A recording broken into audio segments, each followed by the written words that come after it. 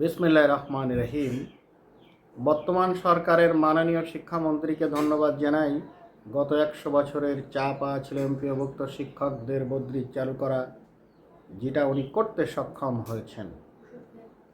কারণ হলো এমপিওভুক্ত শিক্ষকদের বদলি বিগত আওয়ামী লীগ সরকার 15 বছরের প্রচেষ্টায় ডাবল ফেল।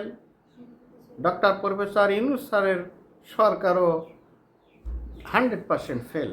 অর্থাৎ বিগত দিনগুলোতে দেখেছি আমরা বদলি সংক্রান্ত ব্যাপারে শুধু meeting, sitting, eating, but did nothing, কিছুই করতে পারে নাই। বাট 2-3 মাস ক্ষমতায় এসে এই স্কিল্ড মন্ত্রী মহোদয় এটা করেছেন উইদিন আ মোমেন্ট। এখন আমরা প্র্যাকটিক্যাল প্রোগটা দেখতে চাই। বদলি হতে হবে একটা মানুষ যদি 500 গজ দূরেও বদলি হয়ে বেটার সার্ভিস দিতে পারে, তাকে সেখানে বদলির সুযোগ দেওয়া, অথবা 800 কিলোমিটার দূরেও থেকে যদি সে আরেক জায়গায় যেতে চায়, তাকে সেই সুযোগ দেওয়া। বদলি জেলা থেকে জেলা, আরেক জেলা, উপজেলা থেকে আরেক উপজেলা, সদর থেকে মফস্বলের উপজেলা এমন হওয়া উচিত নয়। If we want to have better service from any type of teacher, head teacher, assistant teacher, or third class employees or fourth class employees, they should be given an opportunity to find out their choiceful location. তাকে তার পছন্দীয় জায়গায় বদলির সুযোগ প্রদান করতে হবে in order to have better service from their sides.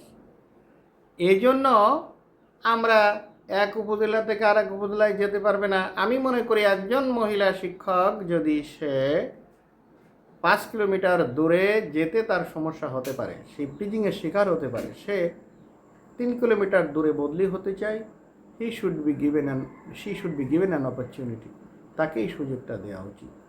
তাই বদলি হতে হবে। আমরা দেখেছি একজন সরকারি স্কুলের শিক্ষক গভর্নমেন্ট স্কুল থেকে গার্লস স্কুলে যাচ্ছে, বদলি হচ্ছে, সেটা 1/2 কিলোমিটার দূরে, এবং সে সেখানে বেটার সার্ভিস দিতে সক্ষম হচ্ছে, সেখানে বেটার ফিল করতেছে।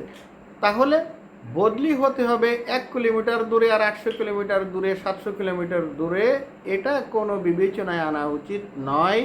বিবেচনায় আনা উচিত একটা শিক্ষকের কাছ থেকে, একজন প্রধান শিক্ষকের কাছ থেকে, সহকারী প্রধান শিক্ষকের কাছ থেকে, 4th class employee, 3rd class এমপ্লয়ির কাছ থেকে আমরা কিভাবে বেটার সার্ভিস পেতে পারি। কারণ হলো সে বাচ্চাদেরও সেবা দিতে পারবে, ফলাফল দেশের সেবা হবে, সে তার পরিবারকে সেবা দিতে পারবে, মানসিকভাবে, শারীরিকভাবে, আর্থিকভাবে সুস্থ থাকলে সে অবশ্যই দেশের শতগুণ সেবা বেশি দিতে পারবে। সেই জন্য সার্বজনীন বদলি হবে। এটা হতে পারে সরকারিরা যেভাবে বদলি হয় সেভাবে, কারণ তাদের কর্তৃপক্ষ আর আমাদের কর্তৃপক্ষ একই। 97% শুধু এমপিভুক্তরা মাধ্যমিকের দায়িত্ব পালন করে। তাহলে এই বিষয়টা সর্বাগ্রে গুরুত্ব দিয়ে দেখতে হবে।